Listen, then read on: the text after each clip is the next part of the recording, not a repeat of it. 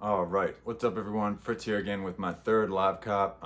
It is about 4:38 in the morning on the 6th, so I've been up all night setting up. I'm just trying to get this recorded before, but I'm running a good amount of bots today. I'm running Wrath, Whatbot, and my brain's already not working well. Kodai for foots, and then on Yeezy Supply, I'm running Prism, Wrath, Trickle, and Tohru. So that's my setup for the day. I'm running a good amount of proxies, everything I usually use, a couple that haven't hit recently, but should do pretty well. So we'll see how everything goes. I will have a kind of recap at the end of the day after I've gotten through everything. But that's kind of what I'm running today. So running a good amount of tasks, several thousand on each. So, and shout out to AK Chefs for the Trickle group buy. A little messier than usual, but you know, that's what it looks like. So we'll see how I do, and I'll check back later and after the drop with y'all. So, just gonna put it out there, that did not go well. I ended up with 0 pairs today, I know, but just getting into kind of what happened, I will go into that now. This is 24 hours later, so this is not the night of. I've had about a day to think about this and kind of digest what happened. I've also had the opportunity to see what bots worked and what services might not have worked so well. So we'll get into that now with some more specifics. So with foot sites, I had the issue again of switching from Qit to Datadome. Those are two different types of bot protection on the site's end. I, again, was not able to make that transition smoothly and effectively during the drop. I had everything set up for, again, Qit, which is going to result in me having different solvers up and different third-party solvers uploaded to my bots, Kodai, Wrath, and another bot I was running for foot sites. When this switch happened, it happened right before the drop or right after the drop started. Again, I was still trying to assess what's going on and got that information a little too late. And about 10 minutes in, I was able to make that switch. But at that point, this was a difficult drop to begin with. And at that point, it was a little too late. So as moving forward, that's something that I definitely need to be aware of. And I need to make sure that I have all of my ducks in a row leading up to that and expecting that. Now, what do I mean by being prepared and expecting that? I need to have the bots that I can have my setups offloaded or exported. So I know with Wrath, right, I can have all of my information exported and imported on there. So I need to do a better job of having whatever bot protection I think is going to happen. So if it's Qt, upload it onto the bot and ready to roll and running. But I also need to just have a quicker off ramp to the other setup. I know that with Kodai, I can't export everything, so I need to just have a better method or just tasks already created so that I can just hit start on those and already have my CAPTCHA solvers up. So again, some people might be like, oh, there's nothing I can do about this, but I do think that there are things that we can do about this. Just being prepared for this switch from either Datadome or Qt is something that I know that going up to foot site drops in the future, I'm definitely going to pay a lot of attention to, since that seems to be a way that they are trying to mess with botters by giving us a lot of uncertainty as to which type of bot protection foot sites is going to deploy on any given drop. I also feel that I do have some bots at this point that I don't run on foot sites because they're not necessarily a top tier bot, but I could in the future, and I think I am in the future going to have those bots set up, right, for the bot protection that I feel won't be used, so that just in case it is, I can just hit start on those and at least have something running that quickly, and then I will deploy that other tactic with my other bots that I have selected as my better options, where again, I'm just able to upload, stop tasks, upload new setup, hit start. Right, with this drop, I had to kind of stop everything, edit everything, start everything, so it took me way too long. I'm sure you all are aware on some of these drops, if you're not ready to hit that thing right off the bat, it is very difficult to then get in queue or then get into that Datadome and get past those.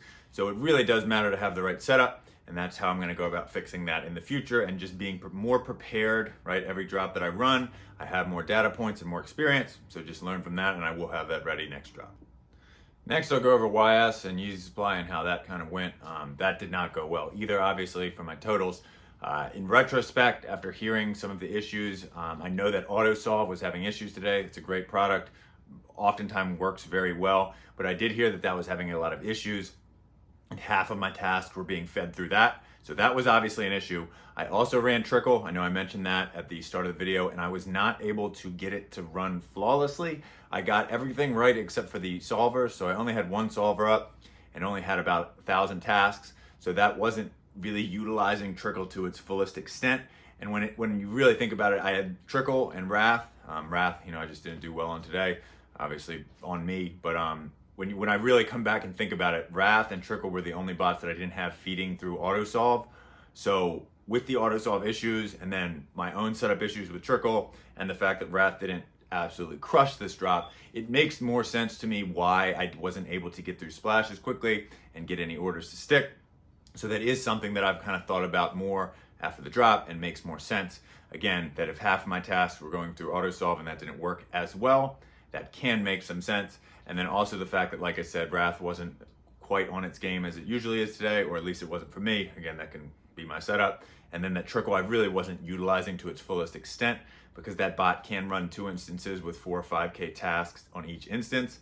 So I know that next time when I do that, I am able to get that off cleanly as long as I get those solvers uploaded. So hopefully that won't prove next time.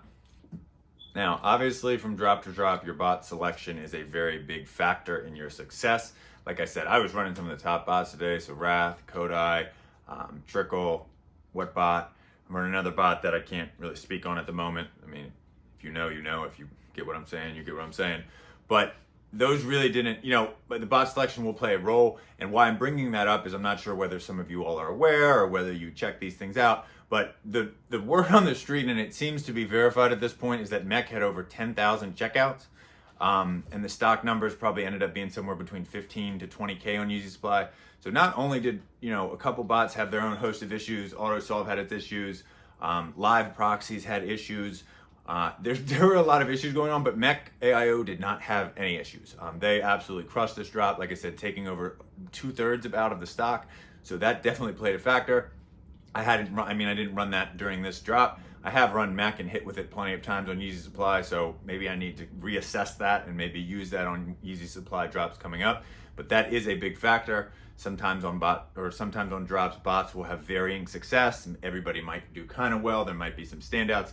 Mech AIO was clearly a standout on this. Like I said, taking about 2/3 of the Yeezy Supply stock total. So in all, before I get into some stuff on kind of mindset and how you should view these failures, obviously I was not very happy with today's performance. But again, right after the drop, I felt very helpless, right? It feels very difficult to kind of assess what had happened.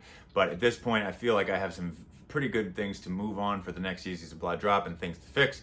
So now I'm just going to touch on how I kind of think about these things and how I keep my mind right after things like this or after days like today.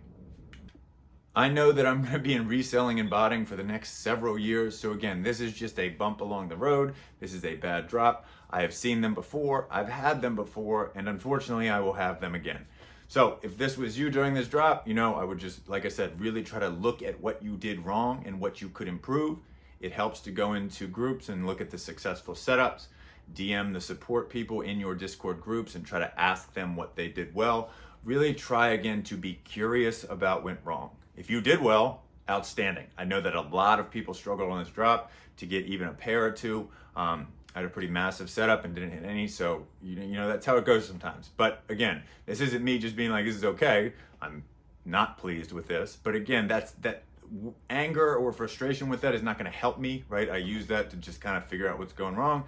And like I said, I'll be back next drop. So try to think of it like this. I think that this framework of thinking about things really helps you deal with failure and setbacks better than just being upset about it. I know that when I was younger, I know that a lot of younger people in this space, I would have had a much, much harder time doing this than I do at this point in my life. So just something to think about that I feel like can really help everyone improve at getting better at botting, reselling, or honestly, any area of life.